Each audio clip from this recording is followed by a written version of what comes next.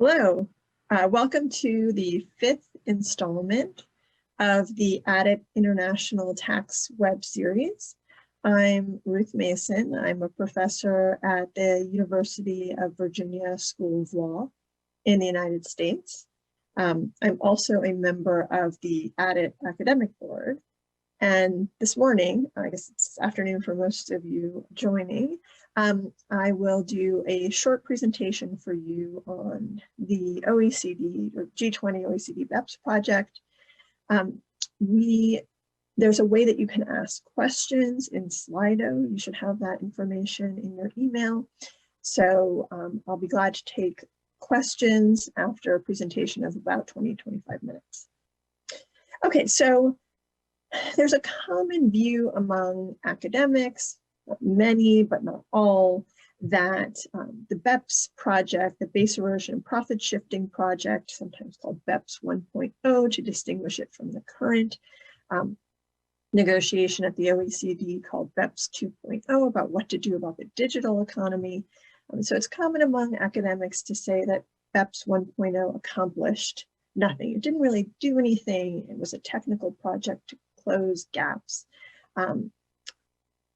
This paper seeks in part to refute that claim, but also to say where BEPS came from, right? How did we get there? And then to make the argument that BEPS did accomplish something. It did lead to meaningful change. And then finally, to briefly describe the current debate over digital tax. Okay, so one thing I should mention is that I wrote this paper pre-COVID and pre-BEPS 2.0, so it doesn't deal with those issues. Okay, so first, where does BEPS come from? There were many factors that over the 20th century intensified corporate tax competition, or competition among states for factors of production, and that facilitated and intensified corporate tax avoidance. These factors include legal fragmentation, right? Each country has its own national tax system, economic liberalization, there was more cross-border trade than ever before, and the obsolescence of the tax treaty permanent establishment requirement, which, as you know, requires physical presence before a host state can tax a non-resident taxpayer. There were unilateral measures to combat corporate tax avoidance, but these were insufficient.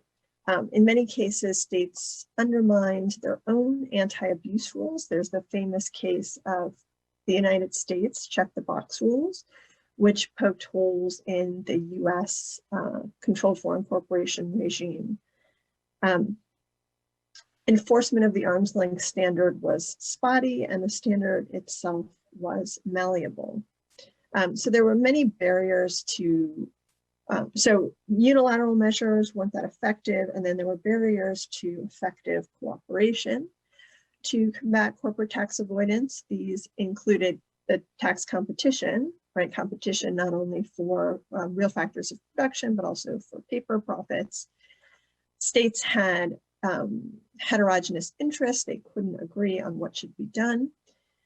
There were monitoring problems, a general reluctance to cede national tax sovereignty, and a lack of clear ideas about how to close even notorious gaps. Think of debt equity tax arbitrage. There's an inability to grasp the scope of the problem due to gaps in data. Countries didn't really know how much they were losing, if any, to corporate tax avoidance and to profit shifting. Another reason for failure to cooperate was interest group capture. It wasn't in the interest of multinationals to support such cooperation by their headquarters state or any other state. Okay, and then finally, there was a view that tax competition was normatively desirable, right? So competition disciplines government, it lowers taxes, and that this was a good thing. Okay, so what changed? What enabled countries to come together to cooperate to combat corporate tax avoidance? Well, probably the biggest factor was the 2008 financial crisis. Not only did this put governments into austerity such that they were searching for new revenue sources, but as governments passed austerity budgets, voters became increasingly dissatisfied with corporate tax dodging. So at around the same time, you had these really important hearings in both the United States and in the UK, so in the US Senate and the UK Parliament, that investigated multinational companies. And these hearings revealed, corporate tax plans, corporate tax planning that was previously well known to specialists in the area, but not well known in the mainstream. So for example, an Apple executive testified to the US Senate that, that Apple had a special low tax deal with Ireland. The company later retracted that claim, right, but not before it was splashed on the headlines of major newspapers. It was revealed in those same investigations that Apple had subsidiaries that were stateless for tax purposes. They filed full tax returns nowhere on earth. Similar hearings in the UK focused on, for example, Starbucks, and it was revealed that Starbucks paid very little tax despite having extremely large sales in the UK. And some of you may recall, those who live in the UK, that there were boycotts in the street of Starbucks. And so this popular dissatisfaction with corporate tax dodging drove politicians to want to curb corporate tax avoidance and provided the political impetus that previously wasn't there for multilateral cooperation. Okay, there were also a series of leaks. So, for example, there was a leak of a cache of documents from PwC called LuxLeaks that suggested not only that multinationals were engaged in strategic tax planning, which was no surprise, but that countries seem to be colluding with multinational taxpayers, in this case, Luxembourg, to help lower companies' taxes and to help companies avoid taxes in other states. So all of this led to what Manal Corwin, the former U.S. Deputy Assistant Secretary for International Tax Affairs in the Treasury Department, called the mainstreaming of international tax. So before, politicians and voters were ignoring international tax, and suddenly everybody was paying attention. So that set the groundwork for the BEPS project. There were also, at the same time that the political conditions were ripe for BEPS, there were certain institutional changes that facilitated the project. So first, the G20 became a meeting of political leaders during the financial crisis. So it used to be a meeting of finance ministers and central bankers, and now you had political leaders. And the G20 strongly backed the OECD, the BEPS project. Second was the growth in the power of the EU, particularly the EU Commission relative to the member states in tax. The importance of the EU, or the EU is important, I think, because it allows the states to pool their sovereignty so they can act as a bloc. It streamlines implementation of BEPS action items, of the proposals that were part of the reform. And it allows issue linkage so that states could trade off for tax issues against other issues that were important in the EU. The other thing that the presence of the EU did was allow access to the EU legislative process, and many of the BEPS reforms ultimately were passed as EU directives that could bind the member states. And then finally, this is perhaps an American point of view, but we can also see the European Commission as kind of a wild card in the tax policy space. So the commission could go it alone. The commission could open state aid investigations, or it could propose a digital services tax, and that these things could happen outside the normal OECD process. And so in part, perhaps to forestall the entry of the commission, or the further establishment of the commission as a major policy actor in international tax, the countries maybe thought that agreeing to reforms as part of the BEPS project could sideline the commission. Okay. Good. So likewise, the experience of the OECD and G20 member states with prior OECD transparency initiatives, such as CRS, the Common Reporting Standard, could suggested to the states that the OECD could be a successful place to negotiate reforms. So the OECD and the G states and the G20 states charged the OECD with reforming international tax to curb corporate tax avoidance. Okay, so I'm not going to go through the BEPS changes. Many people have done that very well. They're useful. If you want to see those articles, which I recommend, you can look in my paper for my recommendations as to what you should read about the basics of the BEPS project. So instead of describing BEPS, here I want to just counter that argument that BEPS didn't do anything. So I want to try and take a big picture view of what BEPS did. And so I argue that BEPS changed the participants' agenda, institutions, and norms of international tax, as well as its legal instruments. Okay, so first, new participants.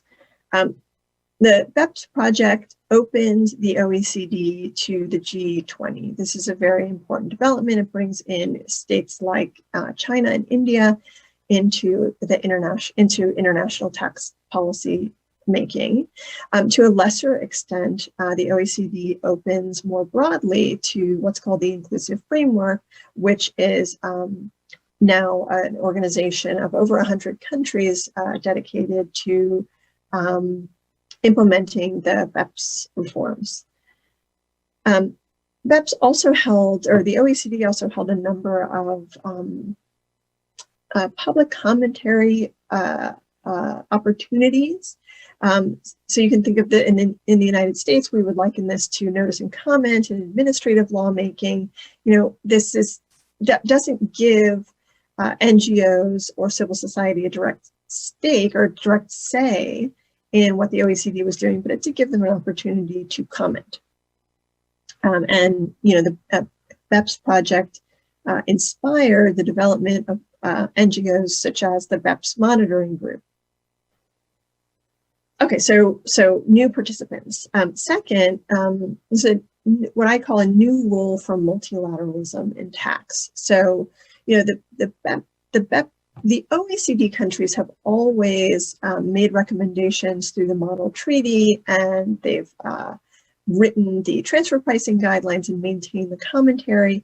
But now you have something different, you know, different kinds of recommendations, including recommendations for domestic law, which is new for the OECD. BEPS seems to solidify the OECD as the premier forum for international tax policy making. You know, there are long-standing calls for such policy making to be done at the UN, which is a more inclusive organization, but the success of BEPS made the OECD the most logical choice for BEPS 2.0, which is the current negotiation over the digital tax. So it seems to solidify the power of the OECD in this area. The example I give in the paper is that the OECD Secretariat put out under its own name, that is not under the names of the countries as it usually does, member states, a uniform approach proposal to answer the allocation question for digital tax. Now, you know, that the OECD put this out under its own name indicates that the proposal was highly controversial and the states didn't want to put their own names on it, but it also suggests the growing power of the OECD. Okay, so third is acceptance of what I in the paper call full tax as a norm. So full tax is the idea that all of a corporation's income should be subject to tax where its productive factors lie.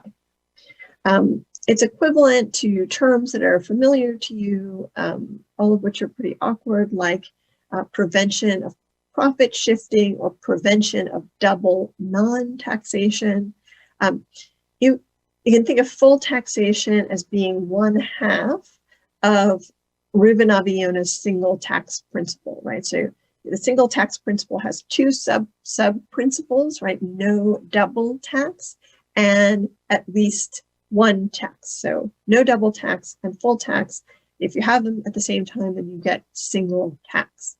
Okay, so we're going to talk more about single tax later, but for now, you know, I just want to observe that you can see the single tax norm, the acceptance of the single tax norm all over BEPS. It's in the minimum standards, including in the transparency measures, such as country-by-country reporting and rulings exchange. It's in the anti-abuse rules added to the double tax treaties and to the preamble of the treaty. It's in the standards for harmful tax practices that require substance.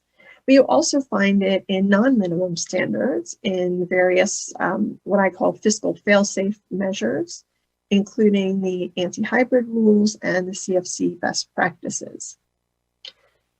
Okay, so my fourth point is that BEPS led to novel legal forms, including what I call fiscal fail-safes.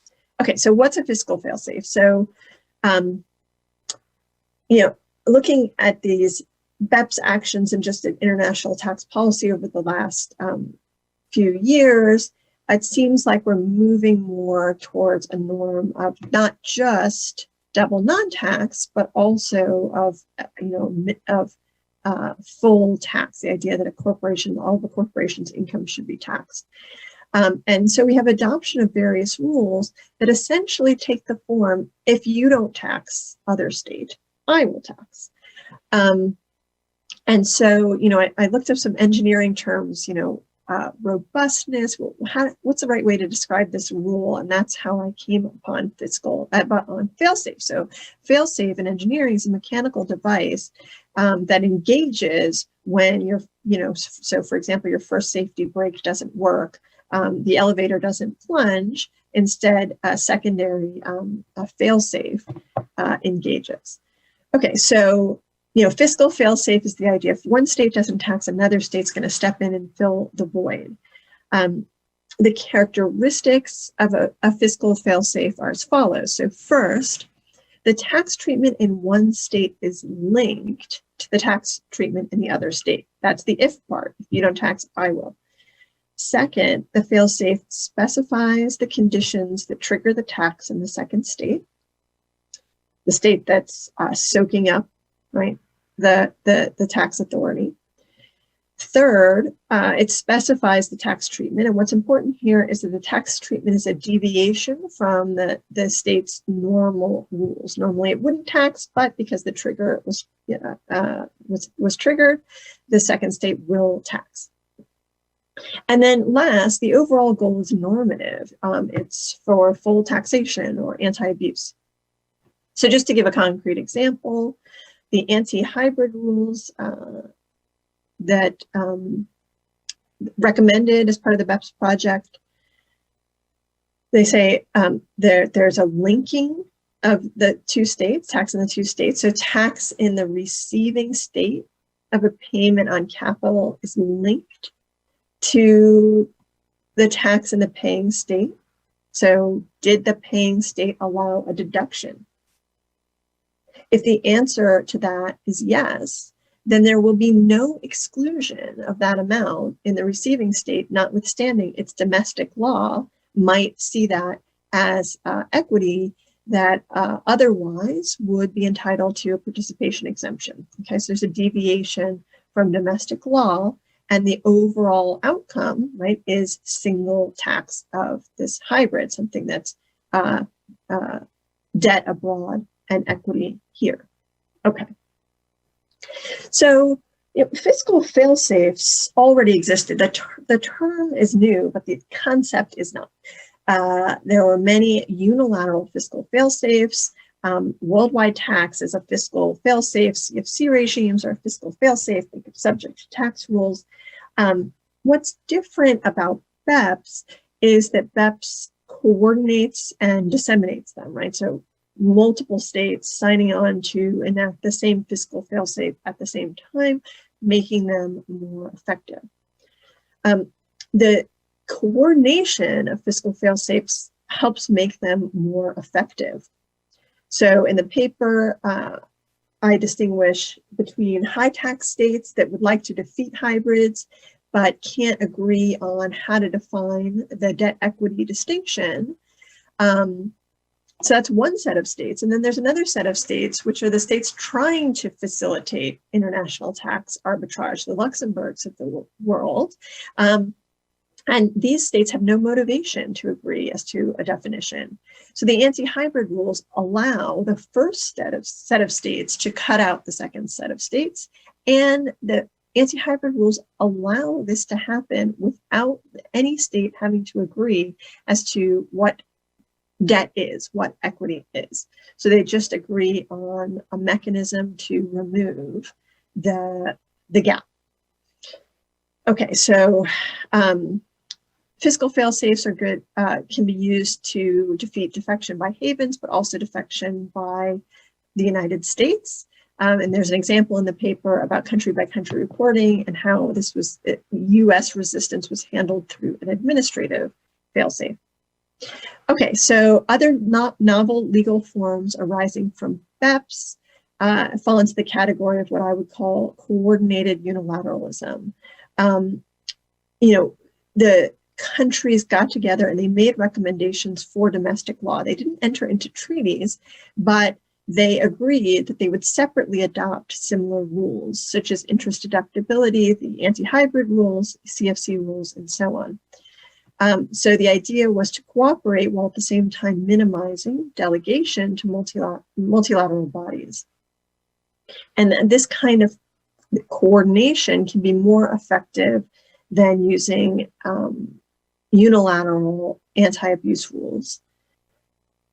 The other novel legal form here, which is truly novel, is the multilateral instrument. This is a multilateral treaty designed to update bilateral treaties. This is, as far as I know, a form of law unique to BEPS. And then finally, the greater use of peer review. So use of peer review is not new to international law or even international tax, but now it's part of a larger movement to use peer review and transnational networks to enforce multilateral standards. So states' adherence to the BEPS minimum standards will be monitored through peer review. Okay, and then finally, my fifth argument for the idea that BEPS represents a fundamental change is that BEPS really heated up a dispute over revenues.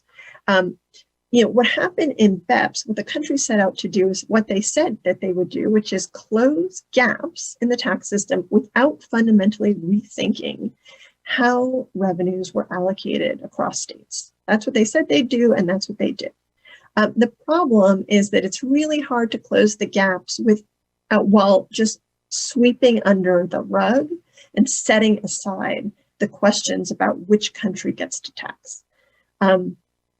So states were dissatisfied, it turns out, not just with corporate tax dodging, but with the revenue split and the obsolescence of the permanent establishment requirement, this idea that a non-resident company has to have a physical presence in your jurisdiction before you can tax it. So the BEPS project provides a forum for airing these grievances and points to the OECD as a logical potential locus for resolving them. And that's how we get to BEPS 2.0. So in my view, one of the most important things that BEPS 1.0 does is lead into BEPS 2.0.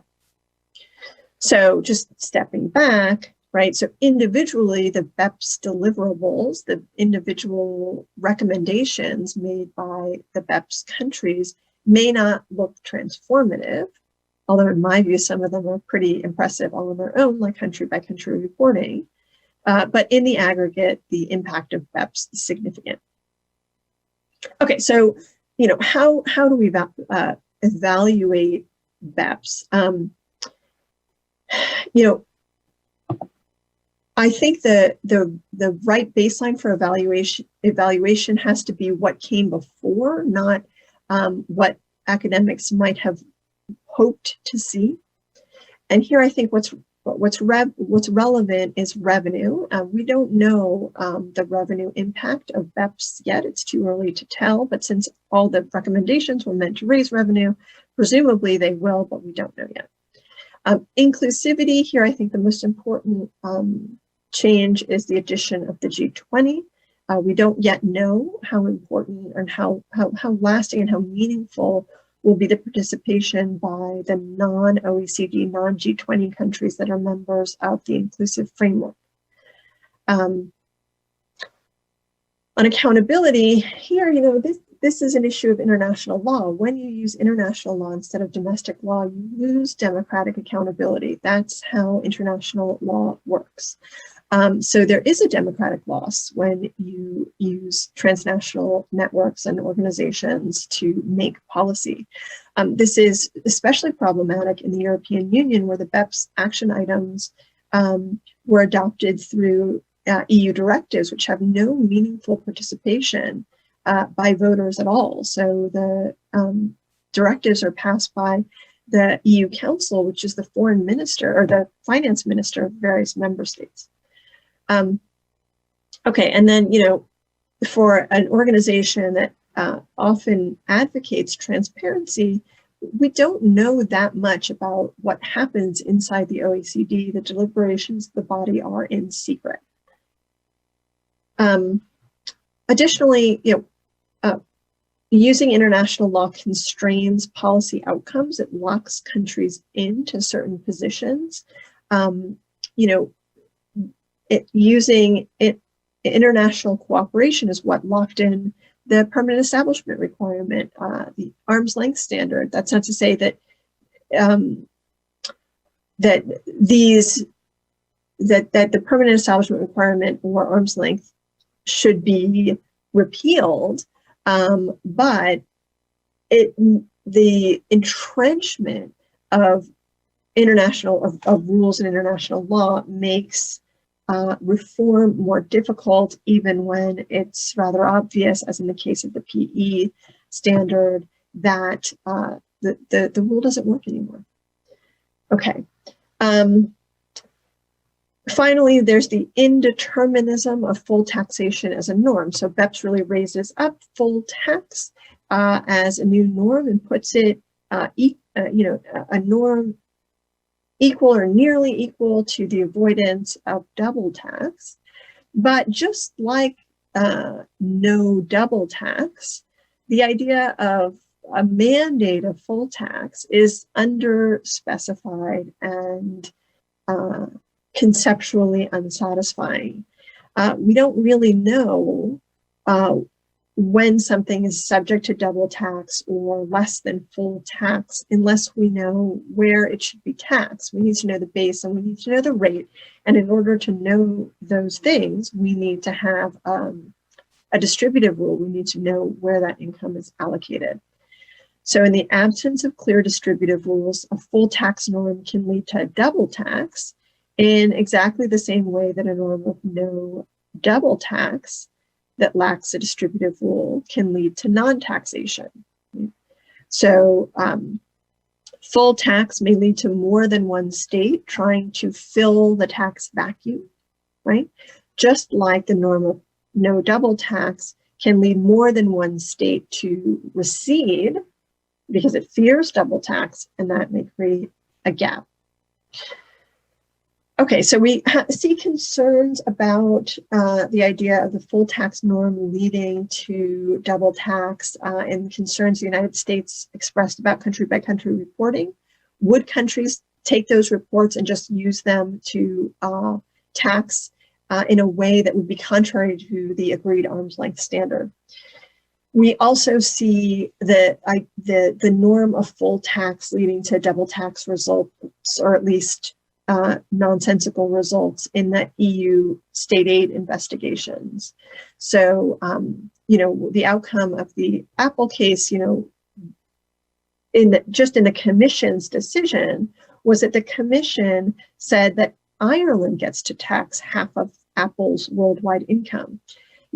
That gets the full tax result, but there's a disconnect there. Why should Ireland, of all countries, be taxing Apple? So you get the result you want, but the reasoning, the distribution doesn't seem to be right, and that could be part of what led the General Court to annul the decision. Okay, so to fix this, we need clear, agreed distributive rules. That's BEPS 2.0. But BEPS 2.0 only takes on part of the problem. And, in order to resolve this allocation problem, countries need to resolve the distributive dispute. The problem is that countries don't agree about what makes sense from an efficiency standard. There are lots of different margins you could try to optimize here. Some of them are conflicting. Countries don't have shared standards or shared views as to what constitutes distributive justice. And this has always been true. Countries have never agreed on these things. So what I argue in the paper is that national self-interest is going to be decisive, not exclusive, but decisive in the BEPS 2.0 negotiations. So if we're talking about bargaining over self-interests, then the question becomes, well, what do states want? I think the United States wants the status quo. It's a large winner from the prior paradigm. And then everyone else wants a bigger slice of the pie. They want more revenue allocated to them.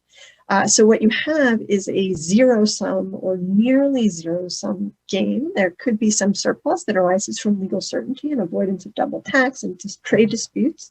But countries really just have to bargain over the same pie. Okay, so this leads to what I call this phenomenon of the United States and the EU as frenemies. So US law facilitated foreign tax dodging for decades. And the rise of digital companies, most of the largest ones are headquartered in the United States. And this has meant that Western European countries increasingly feel the sting of being source states, unable to tax US companies that can avoid the physical presence, permanent establishment nexus requirement, so that the Western European countries can't tax them. And so this frustration comes out in unilateral measures. It comes out in state aid, it comes out in the diverted profits tax, you see it in the digital tax. All of these unilateral responses reflect dissatisfaction with the split, with the revenue split. And then now we see the US response, trade investigations, and potentially retaliatory tariffs. So, it remains to be seen how this dispute will be resolved. This is what's being negotiated right now at the OECD.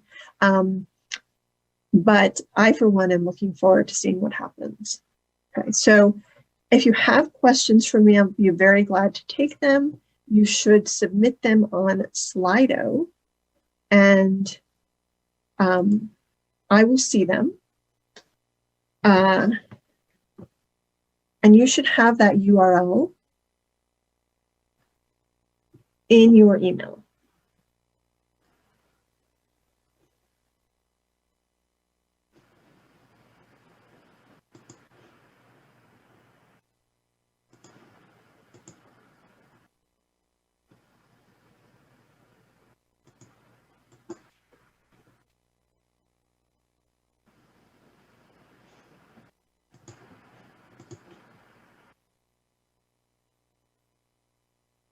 So I don't see any questions. I don't know if I'm missing them.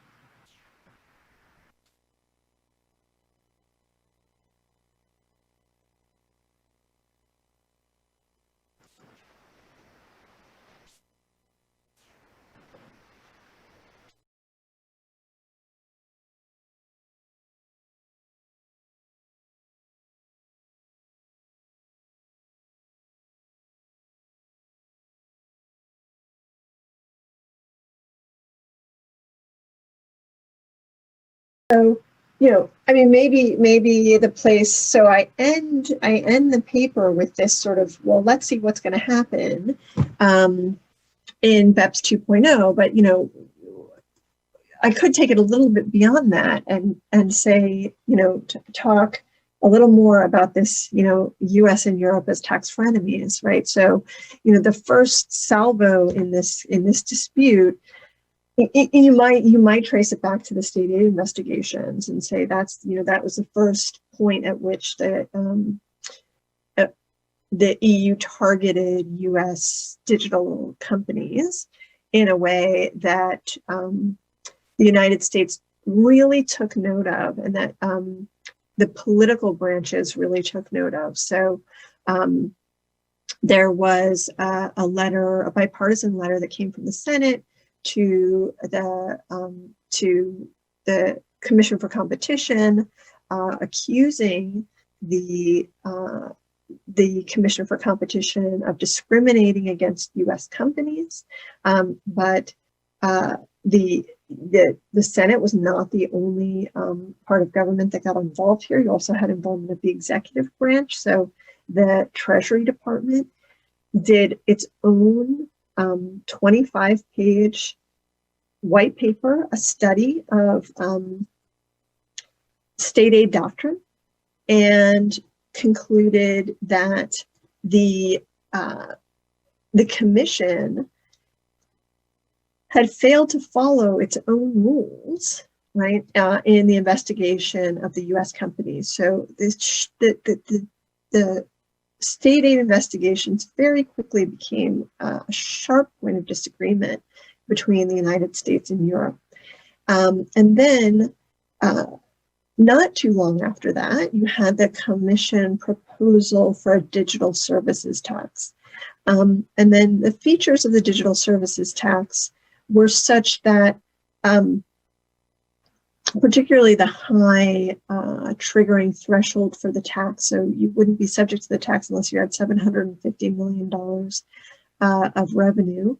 And then the narrow bands of income to which it applied, and the carve-outs for companies. So for example, digital ad sales were taxable, but digital subscriptions were not taxable. So Netflix wouldn't be taxed, but neither would Spotify. And so this sort of seemingly unreasonable or anyway, not clearly motivated exclusions of the tax, carved-ins and carve-outs, seemed to suggest that the commission was targeting U.S. companies and trying to avoid taxing European countries. And that proposal failed, but France and some other countries, including the UK, passed their own versions, and the U.S. Trade representative ultimately investigated the French digital services tax as a potential trade violation and found that it was intentionally discriminatory. And I must say, it was not at all difficult for the trade representative to find evidence of discriminatory intent in those rules. Merely examining the Twitter account of the finance minister was productive of many items of evidence of discriminatory intent against U.S. companies. So that digital tax is still in the books, and so is the UK one, and we'll see what happens with those taxes. So I see some questions have started to come in. But just one more point on the digital tax. So now the threat of digital tax and then trade tariffs in response, right? This is something that the country, it would be important for the countries to avoid this. And the avoidance of a trade war provides impetus to cooperate on BEPS 2.0. Okay, so why do I think Europeans and others are not satisfied with VAT on digital services transactions? This is this falls right on what I was just mentioning, right? The Europeans really want a share of the income tax. The way they see it is that these multinational companies, Facebook, Twitter, Amazon, Google, they make huge profits. They are deeply engaged in the economic life of France, of the UK, and that deep economic engagement and the contributions that French and British users make entitle the countries to tax a share of not just the consumption, which often there is no in-state consumption except of the maybe of the ads, right? There's no tax on the user. But these states see themselves as entitled to tax a share of the income. It's not enough.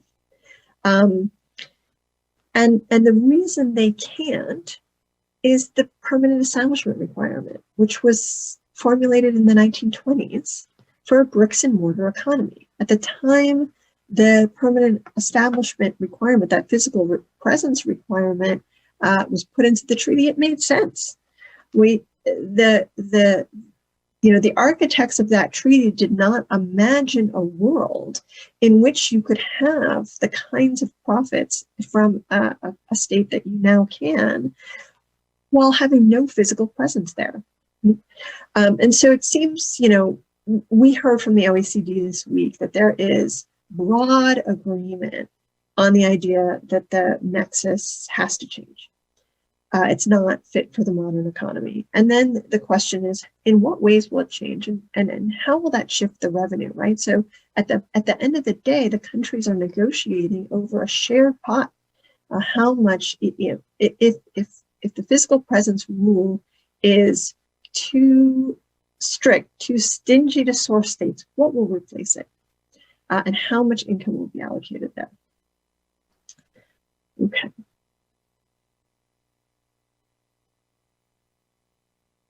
Another question.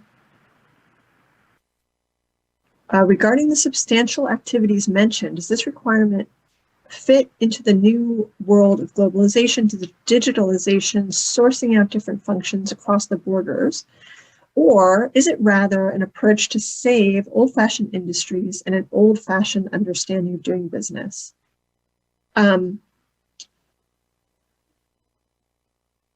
So the substantial activities, I think that requirement is meant to do two things. One, it's an administrative necessity, right? So you can't tax the first sale, you can't tax the first entry or the first user of a social media network. That can't subject the non-resident social media platform to tax in the user state, because to do so would be inadministrable, and really, might even violate, notions in the U.S., might violate notions of fundamental fairness, right? So that you can't be taxed just on your, no matter how small your availment of a market. Your availment has to be purposeful, and it should rise above a certain de minimis amount. But there is a broad agreement to move away from the old paradigm. But there's not agreement as to what should take the place. It won't be physical, but will it be a threshold number of sales, for example? We don't know yet what the new nexus will be. I can tell you that in the United States, we recently had a Supreme Court case we had a very similar issue, not exactly the same, in the United States, where you would have a company that was resident in, so, I'm here in Virginia. So say you had a company resident in Delaware that was selling into Virginia. Let's call it Amazon. If Amazon had no physical presence in Virginia, then the state of Virginia could not force Amazon to collect the sales tax, the U.S. equivalent of VAT, the consumer endpoint tax, the retail sales tax on me. Now, I owed the tax anyway. There's a use tax that I was supposed to pay, but I would never pay it. Neither did anyone else, right? So it was really important for states to be able to use the out-of-state sellers as a withholding agent for the tax, and that they could remit that tax to the state. But we had a decision, a 50-year-old decision that was again reaffirmed 25 years ago. Both these cases said that a state could not require a non-resident seller with no physical presence in the state to collect the sales tax. And that decision was just overturned in a case called Wayfair in the last couple of years. And the standard that the Supreme Court approved in Wayfair was one based on sales. So you had to have 200 sales in the state, or I believe it was $100,000 worth of sales. And if you met that nexus, met that threshold, and there were other features of the case that were important, including that the state had essentially harmonized its taxes with that of other states so that it would not be overly complicated for the out-of-state seller to comply with the sales collection obligation. But that nexus was approved by the US Supreme Court. And I think many in Europe have taken inspiration from that case and said that, that's a reasonable standard, and that would be a way forward. Maybe you wouldn't use exactly that standard, but that's a path forward for changing the nexus.